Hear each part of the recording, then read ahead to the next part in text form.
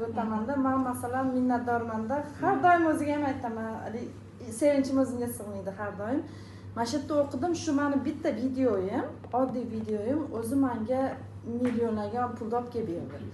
Yana bitta nima, ustoz shogird kelyapti, nima qilaysan? $1000 dan shogird olasiz dedi. Voy astag'firullah, biz tomonda $1000 ko'tarmaydi desam, siz olasiz, men javob beraman dedim. Hozirgi vaqtda 15 taga chiqdi o'quvchim. 1 yilga borganim yo'q hali. Shu otamada hozir 15 ta o'quvchiga chiqdi. Xudoga shukr, alhamdulillah. Mana shu yerda o'qigan shuncha qiyinchiligim, 4 ta farzandim, xo'jayinim bilan chegaralar, davonlarda oshib kelgan, og'riqli shuncha qiynalganlar shuni chiqib ketdi-da. Hozir men zizza qilib yuribman-da. Hozir atelyem ham bor, 15 ta o'quvchim ham bor. O'quv markazim alohida, tikuv-xonam alohida, ochilishlar qildim, ustozim borib o'zi ochib berdi. Men nima demoqchiman, sizlarga ham ilinmoqchiman.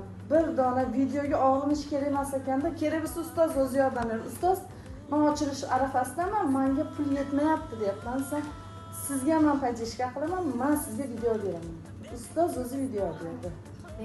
Shu video syomkaga, Instagramga bo'ldi.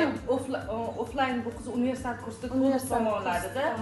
Kursni tugatguncha o'sha qilingan umumiy xarajat bor, yopib bo'ldi-da. Endi borguncha yopib ketdi-da. O'qigan rasxodim $7800 pulim ketdi men. Общий mashaqqa kelib ketgan rasxodim $7800 bo'ldi. Endi men 1 yilga qolmasdan endi 15 ta o'quvchini men $1000 dan oldim. Eng qizig'i iPhone ham oldim. O'shaning ichida. Endi odam o'ziga maqsad qo'ydi. Meni maqsadim bo'lgan, to'g'risini aytaman, og'riqli nuqtamni to'ldirish bo'lgan menda. Eng birinchi maqsadim shu bo'ldi, lekin pul o'zi men orqamdan yugurib kelib yopishib oldi.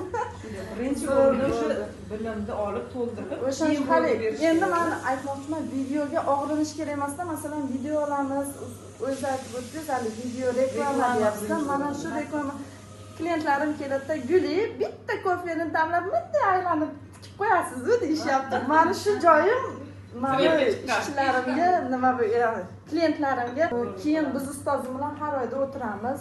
Har ustozning yoniga kelganda men motivatsiya olib ketaman.